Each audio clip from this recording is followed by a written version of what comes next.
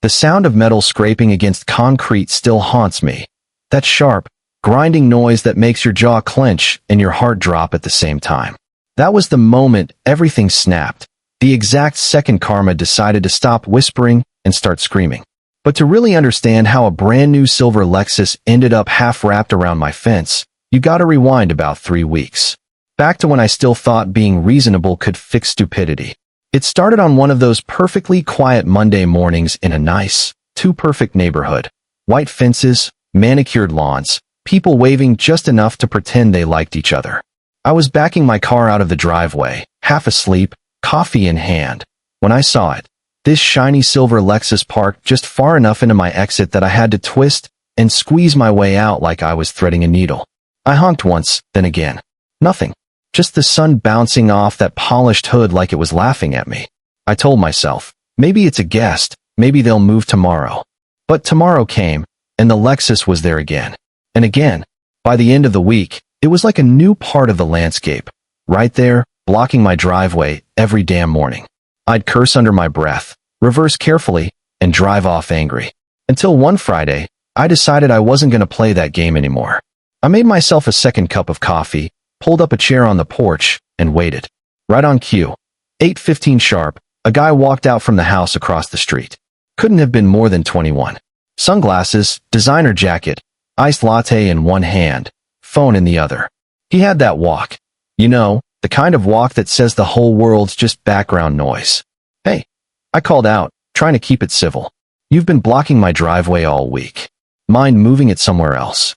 He barely looked up, just slid his sunglasses down, smirked, and said, "Relax, man. I'm only here for a few minutes.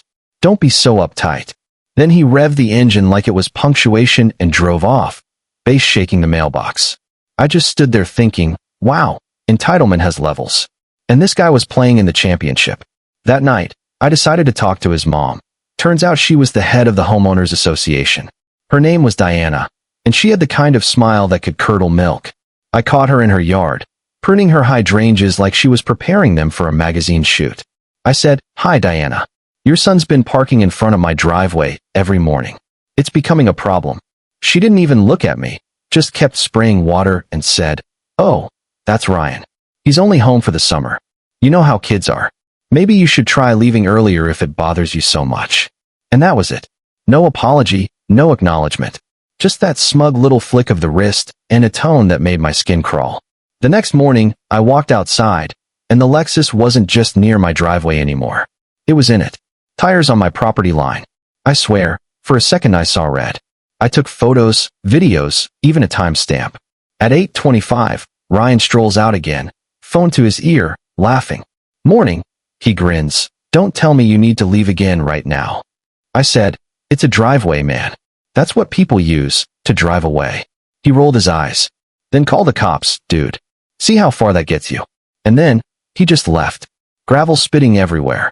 When I turned, Diana was standing on her porch, arms crossed, smiling like it was all some inside joke. "Careful, Ethan," she said loud enough for the whole street to hear. "You'll give yourself a heart attack." That night, I didn't sleep. I sat at my computer and read every city ordinance I could find. And there it was, City Code 12-49. Any vehicle blocking a private driveway can be towed at the homeowner's discretion. My heart finally slowed. Over the next few days, I gathered evidence, photos, clips, timestamps, every single morning. I noticed patterns. The sound of Ryan's exhaust before I even saw the car. The way Diana's curtains twitched every time I stepped outside. They were testing me, waiting for me to lose it so they could paint me as the crazy neighbor. But I didn't. I just waited. When I finally called the towing company, I made sure it was anonymous. 10 minutes later, the rumble of the tow truck rolled down the street like music. The driver didn't ask questions. Chains clicked, hydraulics hissed, and just like that, the Lexus was gone. Peace, for once, felt real. Until the next day. Ryan had it towed back. Parked it right in the same damn spot. This time he stood next to it. Phone out, filming. "Hey, say hi to TikTok," he yelled. This guy loves calling tow trucks. Some neighbors laughed. I didn't even flinch. But I knew then, this wasn't just arrogance anymore. This was war.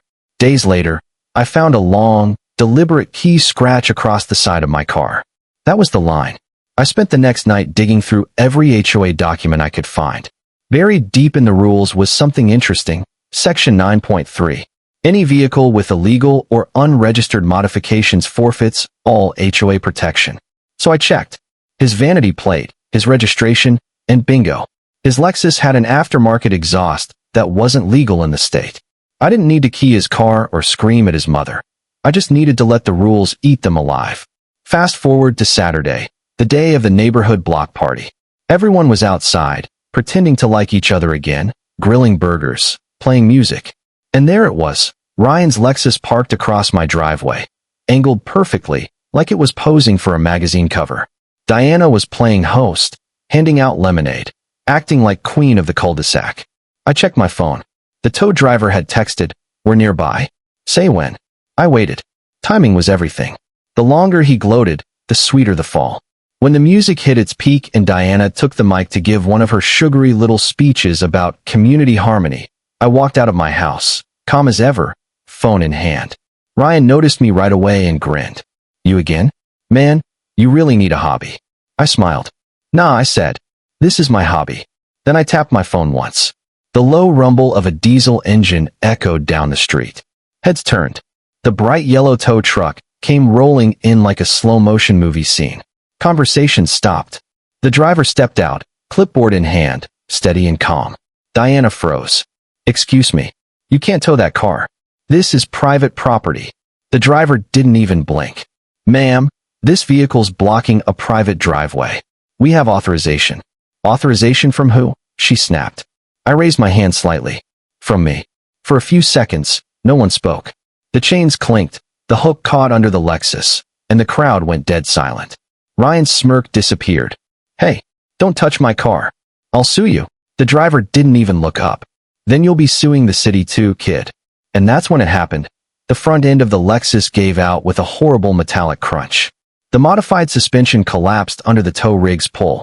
Hood folded, glass shattered, and that shiny Lexus hung there, half broken, half airborne, like a trophy of arrogance finally getting what it deserved.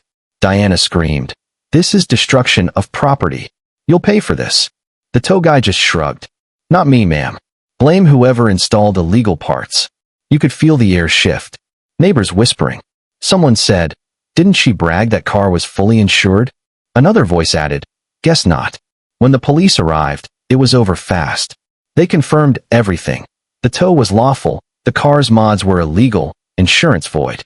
The officer handed Diana a citation and told her to contact the impound lot for inspection. Ryan just stood there, completely still, watching his pride and joy being dragged down the street, bumpers scraping asphalt, sparks flying like fireworks. For the first time, Diana didn't have anything to say. That night, the neighborhood was quiet. By morning, the Lexus was gone, and for the first time in weeks, the space in front of my driveway was empty. Word spread fast, illegal mods, insurance denied, HOA scandal. By midweek, Diana had resigned as HOA president for personal reasons. Ryan now drove an old beige Corolla that coughed when it started. And me? I just sat on my porch, sipping coffee, looking at that clear stretch of asphalt, and thinking, balance restored. You know, I used to think justice had to be loud, dramatic, angry, messy. Turns out, it can be quiet too. Just a camera, a phone call, and a little patience. But tell me this, if someone disrespected you like that for weeks, would you have done the same thing? Or would you have walked away? I really want to know. Drop your thoughts in the comments. Who was right here? Who went too far? Because depending on how you look at it, maybe karma just took the scenic route.